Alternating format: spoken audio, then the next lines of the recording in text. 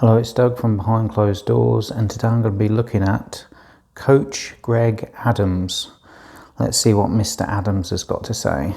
This first video is called Top 2 Reasons You Don't Date Single Mothers. What, just 2? That's like saying 2 reasons why you don't jump out of an aeroplane without a parachute. 2 reasons why you don't hit your head against a brick wall. It's sort of like, of course you don't jump out of an aeroplane without a parachute. Of course you don't hit your head against a brick wall. Of course you don't date single mothers. You need to come up with 2 reasons as to why you should do that, not as to why you shouldn't. It's easy to come up with loads of reasons why you shouldn't. Gentlemen, top 2 reasons why you don't date single mothers. All right, let's get into it. Reason number 1, most time they raise some badass kids. All right, most of them kids. I think that's a bit of an unfair criticism because the children are usually having to raise themselves. All right, most of them kids got bad habits. They bad in school. They got bad grades. They ain't never gonna be done. And the reason number 2 that you don't date single mothers is because them kids ain't gonna leave anyway. They codependent as hell. They ain't leaving the house. You marry a single mother, you date a single mother, that kid gonna be there until 15, 20, 30 years old. That kid gonna be there. You gotta not date single mothers. But also, they're not your children. This one's called Never Move In With a Woman. I get a reoccurring theme coming up here. One of my mentors once told me this when I was about 18 years old. He told me, never move in with a woman. I wish my mentor had told me that. I wouldn't have lost the bloody house. I remember going to see a woman, like a housing advisor, when I was going through some issues and stuff. And she just like put her head in her hands and was like, oh, you moved her in. Like she couldn't believe it. And when I went to speak to a guy at the council or whatever it was like, right now, get somebody that you trust, put some money aside. Like it's the most dangerous thing to live with a woman because they can do anything. And he meant never move into her domicile. Never move into her residence, into her apartment, into her house, because that place will never be yours, all right? Any conflict, anytime you need to get something resolved, she will make it be known that it is her place. It will never put you in the proper perspective as a man. It will never put you in the proper authority, and you will never build enough value for her to respect you as a man. You have to be able to walk away from someone, and if you're living with someone, you've got nowhere to walk to. Nothing lower than a man that lives off a woman, all right? That's not how things are ordered, all right? And we're not living in order, we're living in chaos. And chaotic times are when men move in with women. There is chaos, all right. Fuck's sake. I'll just push him off the fucking bike. 3 things all men need to learn. Number 1, learn to say no. No. There you go. I've learned it. I'm doing well already. You don't have to accept every invitation. You don't have to accept everything that anyone has to offer you. Learn to say no. Number 2, learn to turn down sex, all right? Learn to turn down sex. Well, I'm not having sex at this very moment, so I'm doing quite well there. All sex and good sex. The reality is, yeah, I know you want it, but there's a lot of baggage that comes with it. Learn that. Also, you need to learn this one. This is a big one.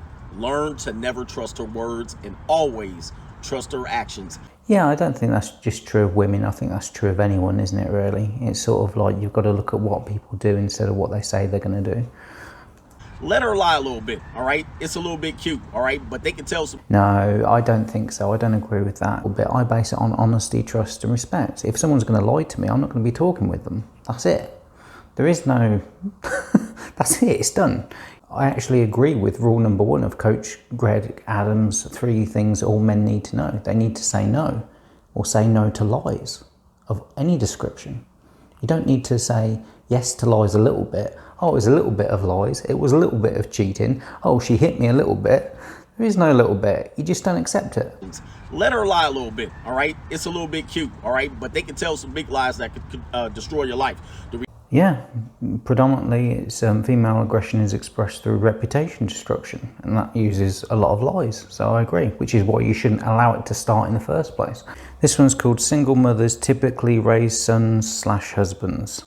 So look at the video. All right, let's talk about you single mother raised young boys out there. I like his attitude, he's very direct. I was once raised by a single mother. I was raised by a single father. One of the things that you have to watch out for is becoming a son husband, all right?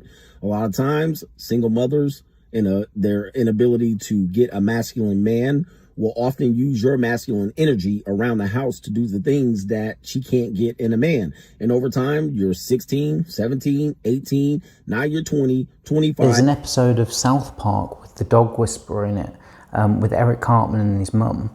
And that's a really good example of this dynamic that he's referring to. And she's treating you like a husband, but you're her son, all right?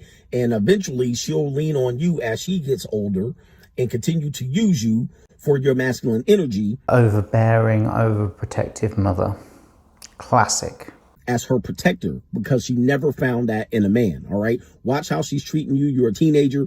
They also do it with their daughters. The film Tangle's a very good example of it, whereby the mother is siphoning off the youth from her daughter, women living vicariously through their young daughters. The mothers sometimes use their daughters as like puppets in order to execute their will so that they can see the world through their youthful eyes again. Take out the trash, do this, do that, all right? Be the man of the house, all right? These are things that you want to avoid because it will prevent you from becoming the man that you need to become, all right? Watch out for becoming a son husband. Yeah, because she's essentially turning you into a beta male version of a husband. Women do not practice monogamy. Let's get into the video. Monogamy has one of the worst failure records on record of any type of mate selection. And in America, we really don't practice monogamy. On paper, we do. Yeah, that's the point, is that it used to be, monogamy used to mean like one person for life. And now it means one person at a time. And there's a big difference in that. We do, and in theory we do socially, but in the background, when the doors close, we practice something called polyamory or polygyny. Now, the reality is, if a person doesn't select a mate, one mate for life, they're not practicing. Well, the reason for that is because it's a female-dominated society.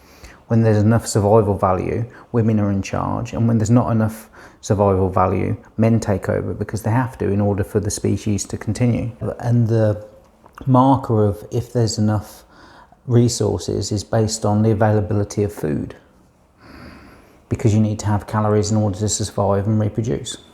You know, people say that, you know, women are after guys with money, but it's more they're after a guy that it has access to calories in order to survive and reproduce, like food. So when you live in a society which isn't abundant in food, then the women are going to take over because men aren't required. Because women will happily go without sex, but they won't happily go without food.